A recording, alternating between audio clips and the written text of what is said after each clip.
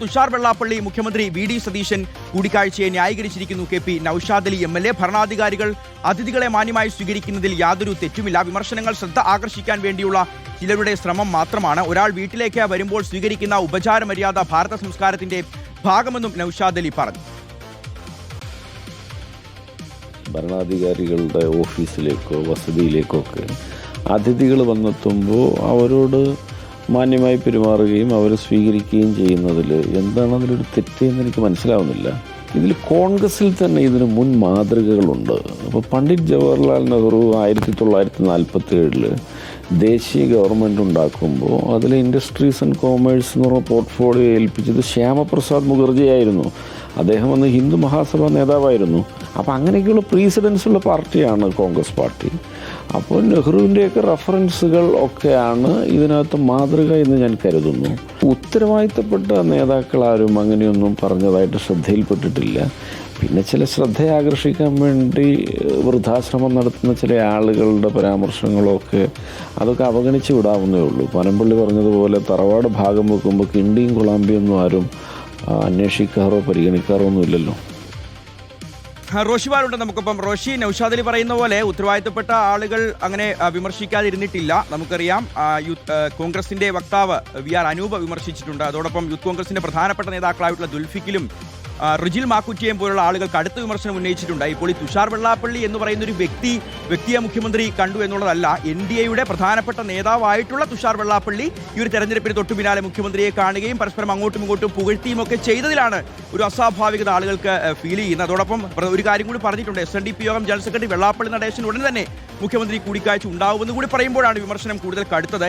ഈ കഴിഞ്ഞ നിയമസഭാ തെരഞ്ഞെടുപ്പിൽ ഈ കേരളത്തിൽ തന്നെ ഏറ്റവും വലിയ വർഗീയ വിദ്വേഷ പരാമർശങ്ങൾ നടത്തിയ ഈ വെള്ളാപ്പള്ളി നടേശനെതിരെയുള്ള നിലപാട് കൂടിയാണ് ഈ വി.ഡി. സതീശനും കോൺഗ്രസിനും ഇത്ര വലിയൊരു വിജയം ജനങ്ങൾ സമ്മാനിക്കാനുള്ള ഒരു പ്രധാനപ്പെട്ട കാരണവും. സ്വാഭാവികമായിട്ടും വിമർശനങ്ങൾ ഉണ്ടാവും. പക്ഷേ ഈ വിമർശനങ്ങളെയൊക്കെ ഈ ജവഹർലാൽ നെഹ്റുവിൻ്റെ ഒക്കെ പേര് ചേർത്ത് പിടിച്ചുകൊണ്ട് മുഖ്യമന്ത്രി വി.ഡി. സതീശനെ സംരക്ഷിക്കാൻ നൌഷാദ് അലി ശ്രമിക്കുന്നതിന് പിന്നിൽ എന്താണ് റോഷി?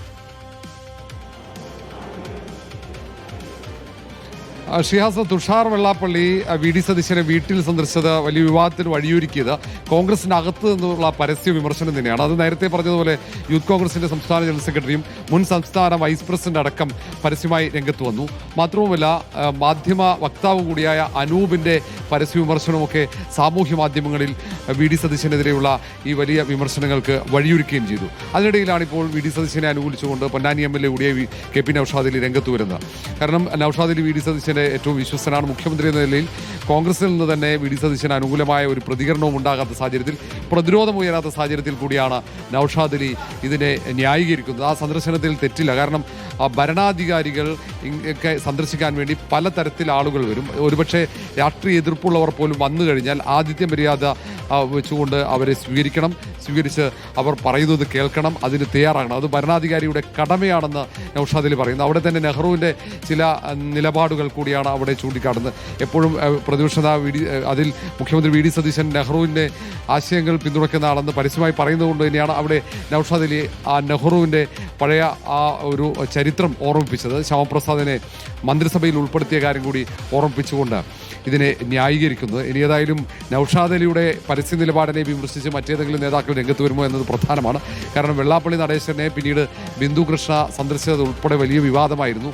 സാമൂഹ്യ മാധ്യമത്തിൽ അതിനെതിരെയും കോൺഗ്രസ് നേതാക്കൾ തന്നെയാണ് പരസ്യമായി നിലപാടെടുത്ത് വിമർശനവുമായി രംഗത്തെത്തുന്നത്. ഈ സാഹചര്യത്തിൽ വീണ്ടും അത് ചർച്ചയാവുകയാണ് നൌഷാദ് അലിയുടെ പ്രതികരണത്തോടെ. ഷിയാസ്, തീർച്ചയായും റോഷിവാലാണ് വിവരങ്ങൾ നൽകിയത്. അപ്പോൾ മുഖ്യമന്ത്രി പിണറായി വിജയന്റെ വാഹനത്തിൽ വെള്ളാപ്പള്ളി നടേശൻ കയറുമ്പോൾ വിമർശിച്ചിട്ടുള്ള കോൺഗ്രസിന്റെ നേതാക്കളാണ്. ഇത് തെരഞ്ഞെടുപ്പിൽ വലിയ പ്രചാരണ വിഷയമാക്കി മാറ്റിയിട്ടുള്ള, അതിൽ വിജയിക്കാനുള്ള കാരണം പോലുമായി മാറിയിട്ടുണ്ടെന്നുള്ള കാര്യത്തിൽ യാതൊരു സംശയമില്ല. അപ്പോൾ സ്വാഭാവികമായിട്ടും തുഷാർ വെള്ളാപ്പള്ളി വി.ഡി. സതീശനെ കാണുന്നതും കാണുന്നും നടേശൻ രമേശ് ചെന്നിത്തലയെ കാണുന്നതും ബിന്ദു കൃഷ്ണ വെള്ളാപ്പള്ളി നടേശന് മുന്നിൽ താണുവണങ്ങി നിൽക്കുന്നതുമൊക്കെ കാണുമ്പോൾ ഈ വോട്ട് ചെയ്ത് വിജയിപ്പിച്ച ജനങ്ങൾക്ക് ഒരു ബുദ്ധിമുട്ടും പ്രയാസവും ഒക്കെ ഉണ്ടാകുന്നത് സ്വാഭാവികമാണ്. അവർ വിമർശിക്കുകയും ചെയ്യും. അപ്പോൾ ആ വിമർശനത്തോട് അതൃപ്തി പ്രകടിപ്പിച്ചിട്ട് കാര്യമില്ല.